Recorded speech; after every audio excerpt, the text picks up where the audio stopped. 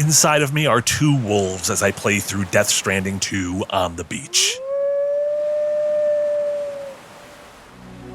The first is enthralled by the story and wants to see how Sam and company all tie together before being inevitably spoiled by some YouTube thumbnail or an errant comment. That wolf encourages me to focus on main orders that will push the plot forward, neglecting large swaths of Mexico and Australia in favor of getting straight to the very long, very excellent cutscenes. Inside of me are two wolves as I play through Death Stranding 2 on the beach.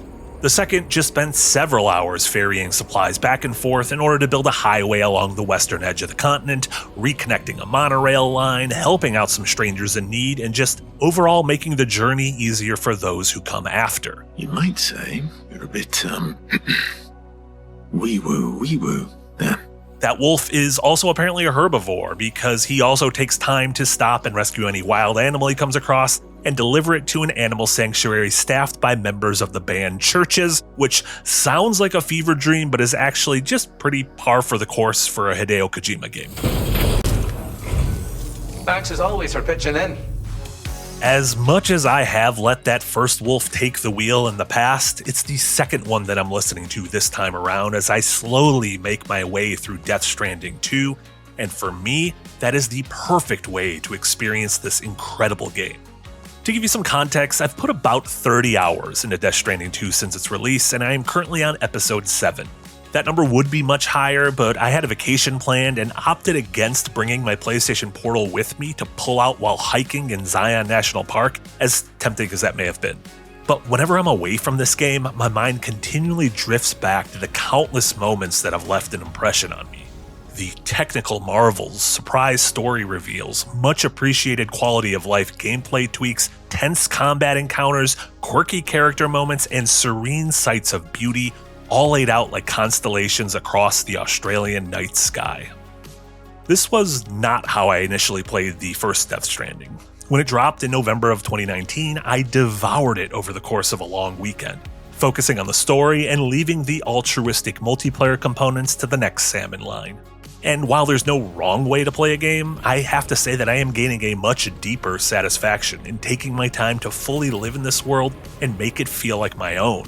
My bond feels deeper with every person I meet along the chiral network, which feeds right back into the gameplay. I do more deliveries for them, I get to know them better, and in turn, they unlock new abilities and equipment that affords me new options in how to do more deliveries for them. There are so many small additions and tweaks to DS2 that make the hours of this slower-paced gameplay fly right by.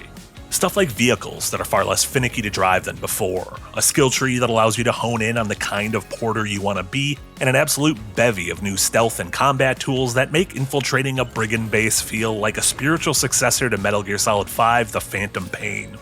Just recently, I unlocked this truck with a gun on top that automatically snags packages and items that you drive near, which I fear might turn me into a human Roomba just scouring every centimeter of Australia. I genuinely get excited whenever I reach a new outpost to connect to, not only because it stretches out my playfield and moves the story forward, but because I'm stoked to see what weird new gadget I'll have at my disposal. It's also wild how DS2 conveys such a potent sense of community and camaraderie in what is ostensibly a single-player game. You can't directly summon a stranger to help you with a boss or roam around the world with a couple of pals.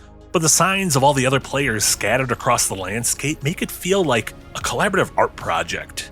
Whether it's a silly hologram in front of a bunker, a new road that's already halfway built when you first find it, stray supplies that someone else left behind, or paths that have been terraformed into the ground as more and more players trek down the same route. There's a palpable sense of we're all in this together here that takes what the team started with the original game and amps it up to the next level. This world feels more alive than most traditional multiplayer games out there. That's part of the reason why I'm so inclined to take my time with Death Stranding 2. Every time I stumble across something helpful from another player who traveled these paths before I did, I want to do the same for someone else who's just starting the game. In a time where altruism seems to be dying on the vine, it's refreshing to see a game where it's thriving. It also helps that I seem to stumble onto something new and memorable every 5 minutes. Preppers in the form of directors and artists that I admire in real life.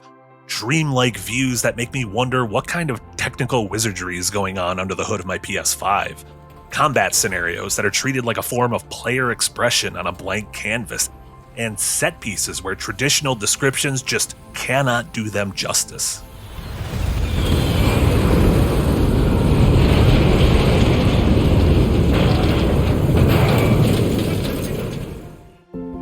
Now, I'm not here to tell you how to play this game, or any other game for that matter, but I will say that taking my time to smell the roses and really savor DS2 has led to some wonderful discoveries that I would have completely missed had I made a beeline for the main story missions. Check out the optional books near Sam's bed on the Magellan. They might lead to some really great character insights or some really surreal moments like this. I can't help but be reminded of Kojima Productions. Wait, judging by your reaction, you've never heard of Kojima Productions? Sam, you can't be serious.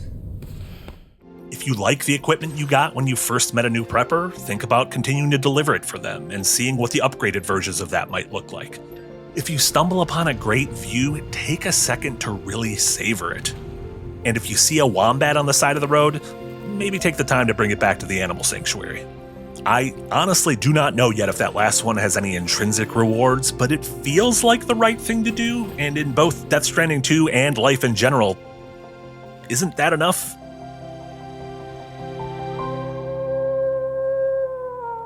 An American influencer sparking backlash overseas after taking a baby wombat from its mother.